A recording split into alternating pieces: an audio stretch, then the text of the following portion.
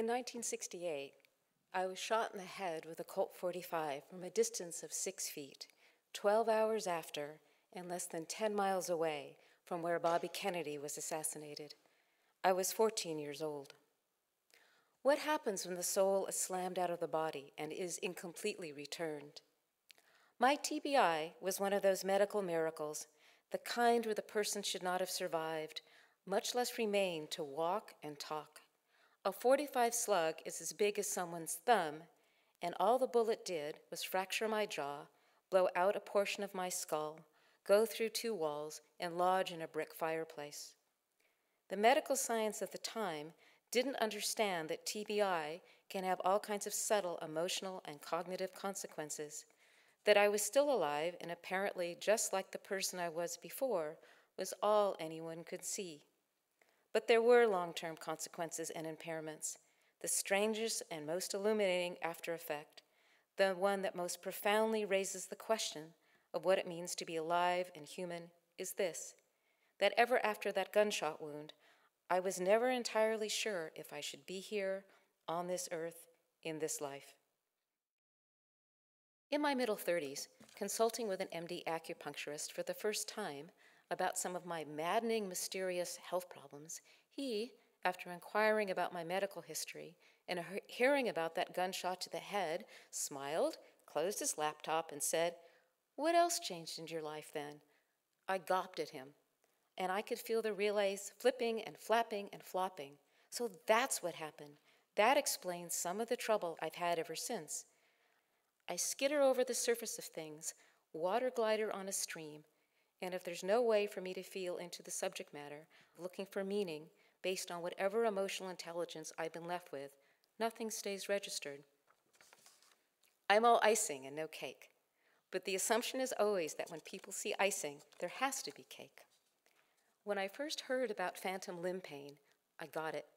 Just as people enduring phantom limb pain have sense memories of limbs which aren't there anymore, I too could remember what it was like to be a quick study, read or hear once and get it forever, learn foreign languages, have the experience of boredom rather than panic when confronted with novel mathematical concepts, constructs, and transactions.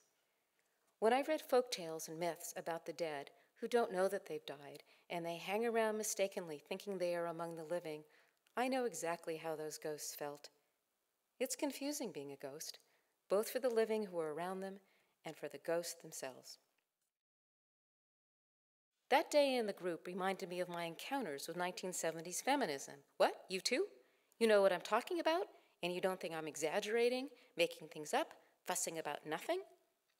As we all went around in a circle to tell each of our stories, a guy stood up who clearly came from law enforcement or the military. He hinted at as much, and he had the command, presence, and trim, prime-of-life physique those guys often have. His body had been severely damaged, and he'd been in rehab for months. And when he finally returned to work a year after his accident, it took him a while to realize that he could not do what he had done before. It was when he said, after recounting all this, "I don't know why I'm still here," I had that zing to the heart you get when you know someone has spoken truth. I saw 3 or 4 other people in that group of 20 also nodding their heads. In that moment, I knew there is such a thing as a TBI ghost, and I was one. June 1968. I did have a relationship with the person who shot me. She was one of my closest friends at the time. It was accidentally on purpose, and for the purpose of this talk, I shall refer to her as Lane, because we were both minors at the time. She walked into the kitchen, pulled out the loaded and cocked revolver that her parents kept in a drawer, and started waving it around.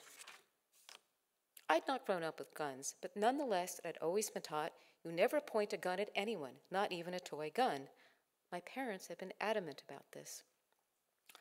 Lane started pointing it in my direction, and I wanted nothing to do with whatever larking about she was engaged in. I told her to knock it off, as I'd always been telling her to knock various things off, and walked out of the kitchen into a breakfast room. I ducked behind the wall of the breakfast room, but then not hearing anything, I stuck my head around the corner to see what she was doing. "Put that down!" Ready, aim, fire.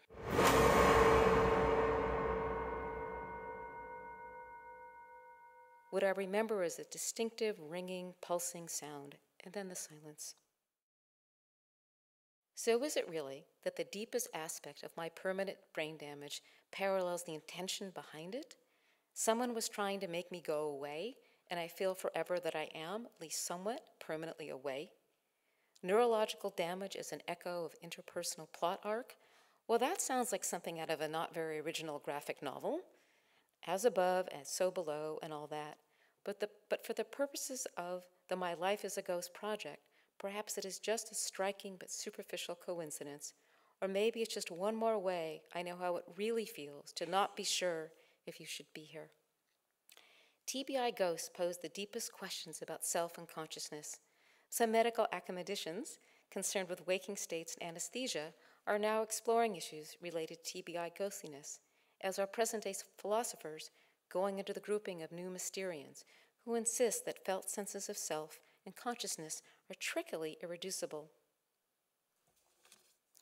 With the project to come, if people walk through the final built environment and find it a little bit beautiful, a little bit disturbing, and a little bit haunting, then My Life as a Ghost will have done what it set out to do.